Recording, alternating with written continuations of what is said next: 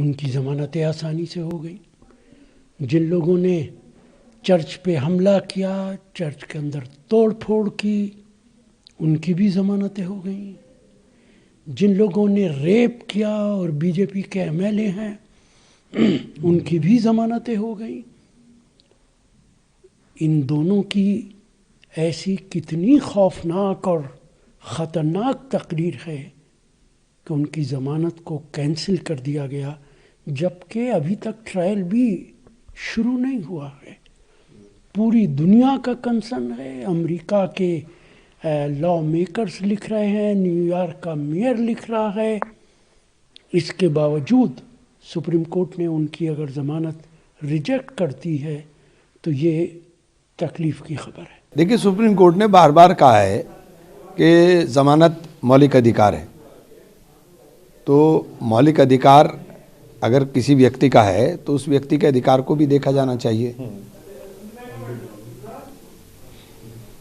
वहीं अगर आप देख रहे होंगे कि दोनों के अपराध जो है, सुप्रीम कोर्ट कह रहा है कि दोनों के जो अपराध हैं और स्थिति है वो समानता और अपराध के मामले में नज़रअंदाज नहीं किया जा सकता, इसलिए खारिज कर। मैं नहीं समझता कि क्या है, क्योंकि मुझे नहीं जानकारी है इस बारे में।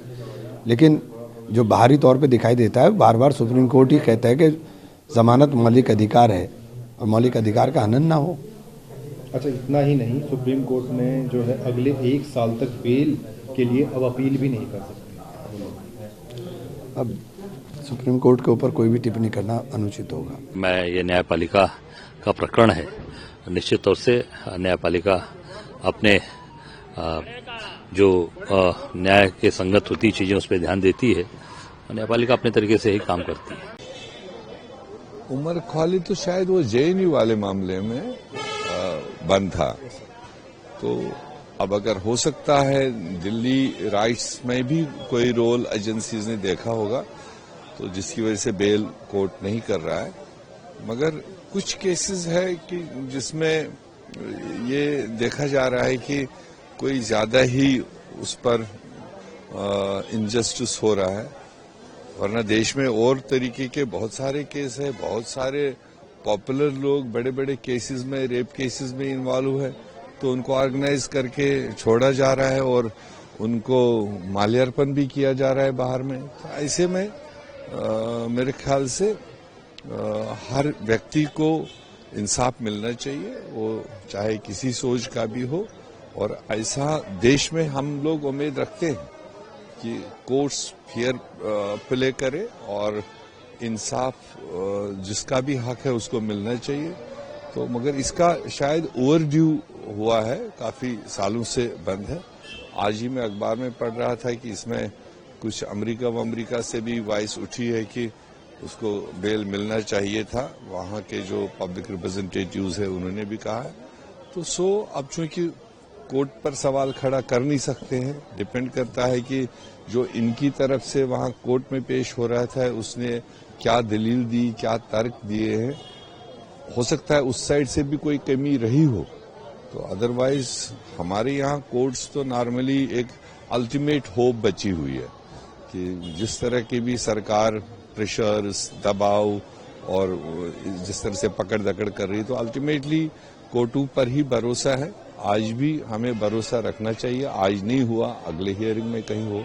सुनवाई की और उमर खालिद और शर्जील इमाम को जमानत नहीं मिली है। हालांकि इनके साथ जो 5 और दूसरे आरोपी हैं उनको कोर्ट ने जमानत दी है। क्या कहना? देखिए, मैं मानता हूं कि एक बात तो स्पष्ट है, जिन लोगों को जमानत मिली ये लॉन्ग पेंडिंग चीज थी। ट्रायल के नाम पे लगभग सिफर था और मैं समझता हूं कि ये एक ऐसा क्षण है कि जुडिशरी को धन्यवाद भी करना चाहिए, क्योंकि highest court of the land से आया है। और मेरा मानना है कि उमर खालिद और शर्जील को के मामले में भी जो ट्रायल कोर्ट को एक्सपेडाइट करने का दिया गया है, मैं समझता हूं उसके दृष्टिकोण से शायद उन्हें भी न्याय बहुत जल्द मिलेगा, ऐसी मेरी उम्मीद है। उनको बेल दी। देखिए, समाजवादी पार्टी को माननीय सुप्रीम कोर्ट के फैसले पे कोई टिप्पणी नहीं करनी है। समाजवादी पार्टी समझती कि ये जरूर है कि किसी भी व्यक्ति को बिना सजा के लंबे समय तक जेल में रखना वो उसके फंडामेंटल राइट्स का उल्लंघन है। लेकिन माननीय सुप्रीम कोर्ट का फैसला है। माननीय सुप्रीम कोर्ट ने अन्य आरोपियों को बेल दी है और समाजवादी पार्टी समझती कि दिल्ली का दंगा वो एक जघन्य अपराध था, लेकिन किसी को बिना सजा के लंबे समय तक जेल में रखना, या तो उसमें ट्रायल हो जाता और ट्रायल के बाद जो भी आरोपी हैं जिनको भी माननीय न्यायालय सजा देती, उसके बाद वो लंबे समय तक जेल में रहते। इन जो लंबे समय तक जेल में है, बिना ट्रायल के जेल में है, उसको लेके जरूर सवाल उठ रहे हैं। लेकिन समाजवादी पार्टी को माननीय सुप्रीम कोर्ट के इस फैसले पर कोई टिप्पणी नहीं करनी है। माननीय सुप्रीम कोर्ट ने अन्य आरोपियों को बेल दी है, जो दूसरे आरोपी थे उनको बेल नहीं दिए। तो समाजवादी पार्टी समझती कि देश की न्यायपालिका है, वो आगे इसका कंसिडर करेगी, जो भी सही फैसला होगा वो करेगी। कोर्ट ने जो बेल दी है, क्या करेंगे? बेल डिनाई की है और मुझे लगता है कि शुरू से जो ये बात सामने आ रही थी कि दिल्ली का दंगा एक सोची समझी साजिश के तहत किया गया था, लंबी तैयारी के साथ किया गया था, वो आज सुप्रीम कोर्ट का फैसला इसको पुनः साबित करता है। शर्जील इमाम ने इस देश को तोड़ने की साजिश की है। सुप्रीम कोर्ट के फैसले ने उसकी बेल के संदर्भ में जिस प्रकार की चर्चाएं हो रही हैं, ये दुर्भाग्यपूर्ण है कि इस विधानसभा के भी कुछ लोगों ने शर्जील इमाम के साथ मंच साझा किया है। उन सब को और उनके दलों को माफी मांगनी चाहिए देश और दिल्ली की जनता से। सरकार का विरोध करने की अनुमति मिल सकती है, सरकार का विरोध करने की अनुमति हो सकती है, आपको सरकार के मुखिया का विरोध करने की अनुमति हो सकती है, सरकार की नीतियों का विरोध करने की अनुमति हो सकती है, मगर भारत के टुकड़े करने की अनुमति आपको कोई कैसे दे सकता है? कैसे कोई आपको अनुमति दे सकता है कि आप कहें मैं चिकन नेक को दबाकर नॉर्थ ईस्ट को काट दूंगा इस देश से? ये निंदनीय है। और जिन लोगों ने उसके साथ मंच साझा किया, आम आदमी पार्टी के नेताओं ने, आम आदमी पार्टी माफी मांगे।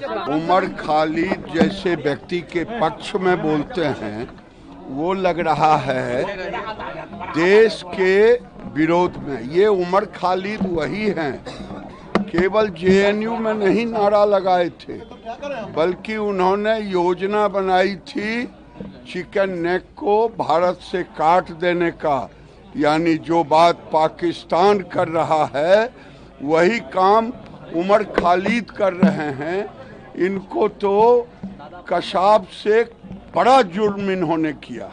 यूएपीए के अंतर्गत पर्सनल लिबर्टी जैसी कोई चीज नहीं होती है। अब यूएपीए के चार्जेस में तो डाला है, पर चार्जशीट 5 साल हो गए हैं, फाइल नहीं हुई है।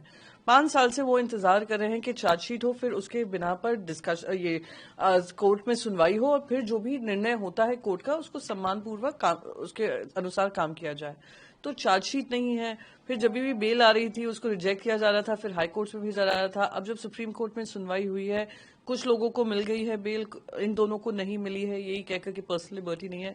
मैं उम्मीद करती हूं कि जल्द से जल्द इस पे चार्जशीट दायर होगी, जो भी कार्रवाई है कार्रवाई की शुरुआत होगी, because then it will become a very unfair thing कि वो 5 साल उन्होंने जेल में काट लिए पर उनको पता ही नहीं है सजा किस बात की भुगत रहे हैं। तो जो सुप्रीम कोर्ट ने लिया है उनका अनादर नहीं कर सकते हैं और उनका परिवार भी उसको फॉलो कर रहा है।